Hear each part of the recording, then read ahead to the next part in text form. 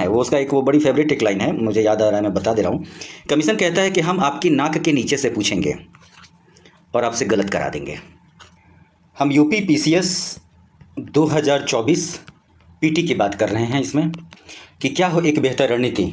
इस वीडियो में बात होगी कि अब बचे समय में कैसे एक स्ट्रेटजी बनाया जाए कि एग्ज़ाम क्रैक हो। मीन्स कब तक, कहाँ तक और कितना पार्ट तैयार कर लिया जाए। पीटी मीन्स का रेशियो क्या हो, कितने घंटे की स्टडी पर्याप्त होगी। सीसेट के बारे में कुछ बात करेंगे और कुछ और भी अन्य रणनीतियाँ के बारे में बात करेंगे जो कि 27 अक्टूबर को काफ़ी फ्रूटफुल हो। और थोड़ा सा आरओ और पीसीएस के कन्फ्लिक्ट को लेकर के जो द्वंद्व है कि कैसे दोनों साथ चल सकता है, कि अकेले चलेगा या दोनों में कैसे बैलेंस बनाया जाए। चलिए वीडियो शुरू करते हैं कि मीन्स कब तक। देखिए आप लोग, अभी ये चल रहा है जुलाई 2024, आप 15 अगस्त 2024 तक आप मेंस को ले चल सकते हैं साथ में। प्रोपोर्शन पे मैं आता हूँ, मतलब अभी से 1.5 महीना, ठीक है। और यहीं पे मैं बता दूं कि पीटी और मेंस का जो रेशियो होना चाहिए यूपी पीसीएस के लिए वो 50-50। ये नहीं कि आप 15 अगस्त तक टोटल मेंस की तैयारी करें और उसके बाद चलो पीटी की तैयारी करते हैं, नहीं, तब तक देर हो जाएगा। आप अभी से पीटी का तारतम्यता भी बनाए रखिए, नहीं तो फिर मेंस की तैयारी अच्छी हो ही जाए और पीटी ना निकले तो फिर वो कोई फ़ायदा नहीं, और फिर अगला 1 साल का समय का इंतजार कौन करता है, वो बहुत पेनफुल होता है। तो आप 50-50 लेके चलिएगा। कब तक? 15 अगस्त तक। और 15 अगस्त के बाद से आप कंप्लीट पीटी ओरिएंटेड हो जाइए, चाहे आप पीसीएस का कर रहे हों या आरओ का कर रहे हों। अब मैं बताता हूं आगे चल करके इन दोनों में क्या संतुलन बनाना है। 27 अक्टूबर 2024 को चूंकि पीटी है तो इस डेट से पहले मेंस का कितना पार्ट तैयार हो जाना चाहिए। तो देखिए आप कम से कम अगस्त तक, अगस्त 15 आप 2 पेपर जीएस का मिनिमम आप तैयार करिए। अब वो चाहे जैसे भी करना हो, और मेरा ये सजेशन होगा कि आप वो पेपर 5 और 6 कीजिए। क्यों? क्योंकि यह यूपी स्पेशल जुड़ा हुआ है इस बार, ऑप्शनल के रिप्लेसमेंट की जगह पे ये। अगर आप इससे पहले 2-3-4 पेपर जीएस 1 2 3 4 अगर तैयार कर लिए हैं तो बहुत अच्छा। मैं मान के चल रहा हूँ कि बहुत लोग होंगे जो तैयार नहीं किए होंगे, और कुछ ही पार्ट लोग होंगे जो कि होली सोली वो डेडिकेटेड होते हैं पीसीएस को लेकर के, तो वो तो अपना तैयार किए रहेंगे, तो वो उसको रिफाइन करेंगे, कुछ अपडेट करेंगे, रिविजन करेंगे। तो ये हुई बात पीटी और मेंस की कि 2 पेपर कम से कम। बाकी सामान्य हिंदी और एसे का तैयारी साथ ही साथ चलता है, और वो पीटी के बाद भी हो सकता है। सामान्य हिंदी पीटी के बाद भी हो सकता है, और निबंध की तैयारी। अब हम आते हैं करेंट अफेयर्स।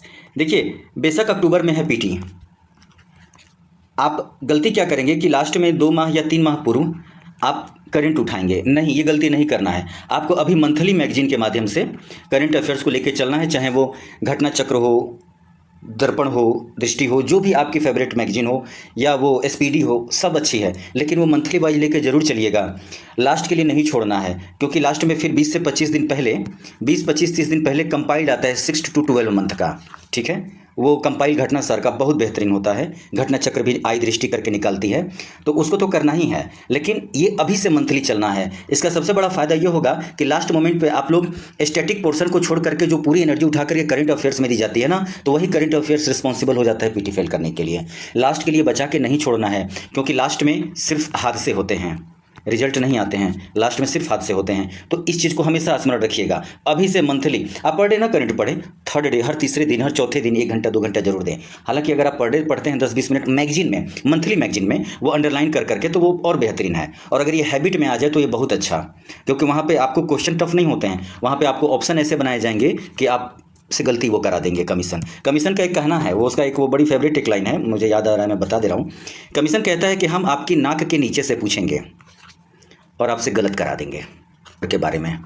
देखिए मैं ये नहीं कहूँगा कि आप 8 से 10 घंटे स्टडी कीजिए, ये थोड़ा सा इम्प्रैक्टिकल है। क्यों? आप 1 दिन कर लेंगे, 2 दिन कर लेंगे, फिर 4 दिन गायब हो जाएंगे। तो मैं अक्सर कहता हूँ कि आप 4 से 6 घंटे की स्टडी करिए। मैं इससे भी सहमत नहीं हूँ, मैं कहता हूँ 3 से 5 घंटे की स्टडी कीजिए, लेकिन पर डे करिए। वीक में 1 दिन गैप कर सकते हैं धूमधाम से। आप पर डे कीजिए। जैसे सपोज कीजिए कि आप 4 घंटे पढ़ रहे हैं, मैं आज के डेट में मान ले रहा हूँ, कल के डेट में आप 4 घंटे पढ़ेंगे, परसों के डेट में पढ़ेंगे, तो 2 घंटा क्या करना है पीटी को, और 2 घंटा मेंस को। कब तक? 15 अगस्त 2024 तक, इंडिपेंडेंस डे तक। तो सबसे प्रैक्टिकल चीज़ है कि आप 4 आवर स्टडी करिए, 4 आवर से 5 आवर, और पर डे करिए। ये बहुत फ्रूटफुल होगा, क्योंकि एक दिन आप 8 घंटे कर लेंगे, 2 दिन कर लेंगे, और देखा गया है नॉर्मल, क्योंकि देखिए ह्यूमन कैपेसिटी होती है, आप 8 घंटा 10 घंटा पढ़ेंगे एग्जॉस्ट हो जाएंगे, पता नहीं आप अजीब सा फील करने लगेंगे। इसीलिए प्रैक्टिकल बात आइए, भले लोग आपको बोलें 8 से 10 घंटे स्टडी करिए, लेकिन मैं इस बात से एग्री नहीं हूँ। मैं जितना साइकोलॉजी को समझता हूँ, ह्यूमन साइकोलॉजी को समझता हूँ, स्ट्रेंथ ऑफ फिजियोलॉजी समझता हूँ, ह्यूमन फिजियोलॉजी का स्ट्रेंथ, उस हिसाब से यह पूरी तरह इम्प्रैक्टिकल है। एक मैं आपको एक एग्जाम्पल दे रहा हूँ इसका। आप लोग देखेंगे जो वो लोग वर्किंग होते हैं गवर्नमेंट या प्राइवेट में, वो लोग को 3 से 4 घंटे का ही समय मिलता है, और लोग इसको इतना बेहतरीन यूटिलाइजेशन करते हैं कि वो लोग परफॉर्म करके टॉप रैंक में जाते हैं। तो इस चीज़ को आप लोग इससे भी समझ सकते हैं। अब थोड़ा सा हम जीएस के मॉक पे बात कर दें।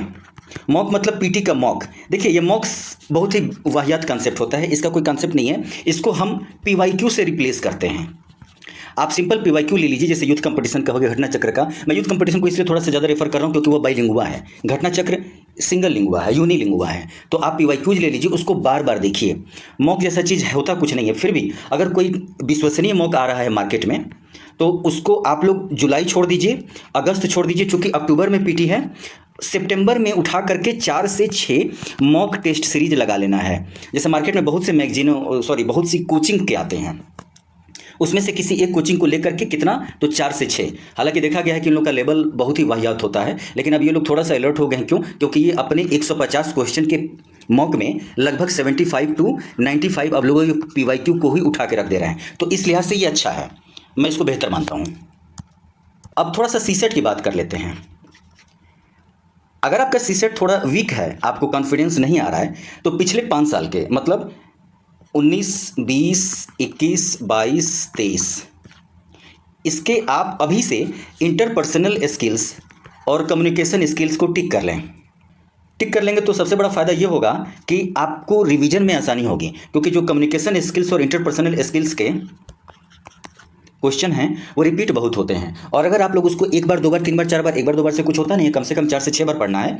अगर आप लोग उसको 4 से 6 बार अगर रिवीजन कर लेते हैं तो फिर वहाँ पे ऑप्शन एलिमिनेट हो जाएगा। अगर आप सोचेंगे कि इंटरपर्सनल स्किल और कम्युनिकेशन स्किल्स के क्वेश्चन को कॉमन सेंस पे सही कर लेंगे, तो फिर आप दुनिया में सबसे बड़े भ्रम में चल रहे हैं। इन क्वेश्चन को आप देख करके एलिमिनेट नहीं कर सकते हैं अगर आप पूर्व में नहीं गुजरे हैं इन क्वेश्चन से। आपकी सारी स्मार्टनेस धरी की धरी रह जाएगी। इसलिए इसके आईएएस और सीएस इसको कर लीजिएगा, और कुछ हिंदी के क्वेश्चन को देख लीजिएगा, विलोम विलोम देख लीजिएगा, सिंपल। अगर आपका ये मजबूत है तो भी लास्ट के 1 महीना जब बचे रह जाएंगे, 20 दिन बचे रह जाएंगे, तो 2-4 घंटा या 2-4 दिन आप इसके सीसेट पार्ट को जरूर दीजिएगा। क्योंकि देखा गया है कि बहुत लोग इधर डिस्क्वालीफाई भी किए हैं पिछले 2-3 वर्षों में जीएस 1 के क्वेश्चन में अच्छा स्कोर होने के बावजूद भी।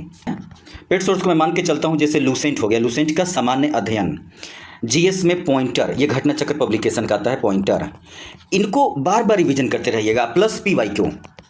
इसके अलावा मैं कुछ नहीं कहूँगा पढ़ने के लिए। वो जो इंडिविजुअल किताबें आती हैं पूर्वावलोकन परव्यू, अब वक्त नहीं। अगर आप उसको पहले से पढ़ के अंडरलाइन कर रखे हैं, सपोज कीजिए अंडरलाइंड है वो और बहुत मिनिमल अंडरलाइन है कम से कम, तो फिर आप उसको जाइए गो थ्रू होइए, नहीं तो उसको छोड़िए, सिर्फ लूसेंट पे रिलाई करिए, प्लस पीवाईक्यू, प्लस आपका जो करेंट अफेयर्स है। बिलीव कीजिए पीवाईक्यू में आप पीसीएस वाला करें, और साथ में इसको आरओ में आप देखेंगे टोटल 17 पीवाईक्यू है।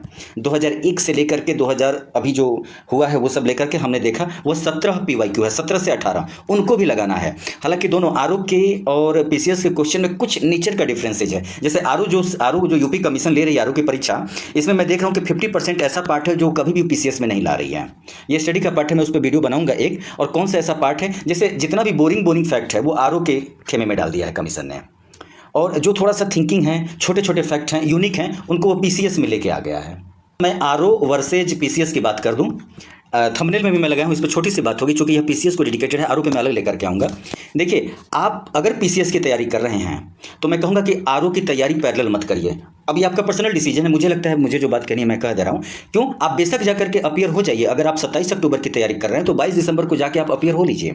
लेकिन आप सोचेंगे कि एक ही दिन में या सप्ताह में हम 2 दिन ये बांट लें, 4 दिन वो बांट लें, तो ये बहुत डिफिकल्ट है। इम्पॉसिबल नहीं है लेकिन डिफिकल्ट बहुत है, और हो सकता है अंत में निराशा हाथ लगे। तो आप लोग अगर इस बात को सुन रहे हैं तो ये खुद डिसीजन कीजिए, क्योंकि प्रायोरिटी में कोई एक दीजिए। आप बेशक जाकर के दोनों पेपर में अपीयर होइए, लेकिन प्रायोरिटी में एक रखिएगा। और स्टडी में थोड़ा सा एडवेंचर करना है। एडवेंचर मतलब क्या? अब ये नहीं कि अब निकल गए घूमने या फिल्म देखने चले गए, 4 घंटा उसमें वेस्ट हो गया। रूम में लैपटॉप है, मोबाइल है, टैब है, जो है उसमें अगर देख लेते हैं तो ठीक है। ये मेरे यहाँ एडवेंचर का सीन है ये कि सपोज कीजिए कि आप अगर रूम में स्टडी कर रहे हैं और अगर मोनोटोनी जैसी फील हो रही है तो आप लाइब्रेरी निकल जाइए या छत पे जाके 1-2 घंटा आप बैठिए। मैं तो 4 ही घंटे टोटल स्टडी कहने को कह रहा हूँ, 24 घंटे, 4 घंटे। अब ये मत पूछिए कि तो 20 घंटे क्या करें, 20 घंटे में आपको जो करना है करिए, लेकिन मैं 4 से 5 घंटे की स्टडी की बात कर रहा हूँ। आप लोग मोनोटोनस मत होइएगा, क्योंकि मोनोटोनस के बारे में कहा जाता है कि एडवेंचर में hurt you but monotony will kill you. तो एडवेंचर भले हर्ट कर सकता है, लेकिन मोनोटोनी क्या करती है, वो किलिंग करती है। तो क्या करना है, जैसे आप रूम में हैं, नियर बाई में लाइब्रेरी है, आप लाइब्रेरी निकल गए, जाकर के देख लीजिए, नहीं अच्छा लगेगा तो फिर आप लौट आइएगा। अगर सपोज कीजिए कि आप बहुत लॉन्ग टर्म तक सिटिंग पोजीशन में पढ़ रहे हैं या रिवीजन कर रहे हैं, तो क्या करना है कि रूम में वॉकिंग मोड में थोड़ा सा उठा करके आप उसको बोल बोल करके कर सकते हैं, ऐसे पढ़ सकते। बॉडी एंगल बदल करके आप रिवीजन करिए, पढ़िए, तो इससे फ़ायदा होगा। यहाँ मैं इसकी बात कर रहा हूँ, इस एडवेंचर की बात कर रहा हूँ मैं। अब ठीक है, अब स्टडी का एक चीज़ मैं बोल रहा था, उसको मैं अभी इंक्लूड कर दे रहा हूँ। रिवीजन पे बहुत ज़्यादा फोकस कीजिएगा। देखिए ये ऐसी चीज़ है ना कि आपको सच है कि एग्जामिनेशन हॉल में जब जाते हैं तो 150 क्वेश्चन में आप लोग अप्लाई किए होंगे, 15 से 25 क्वेश्चन आता हुआ गलत हो जाता है, यह ट्रुथ है।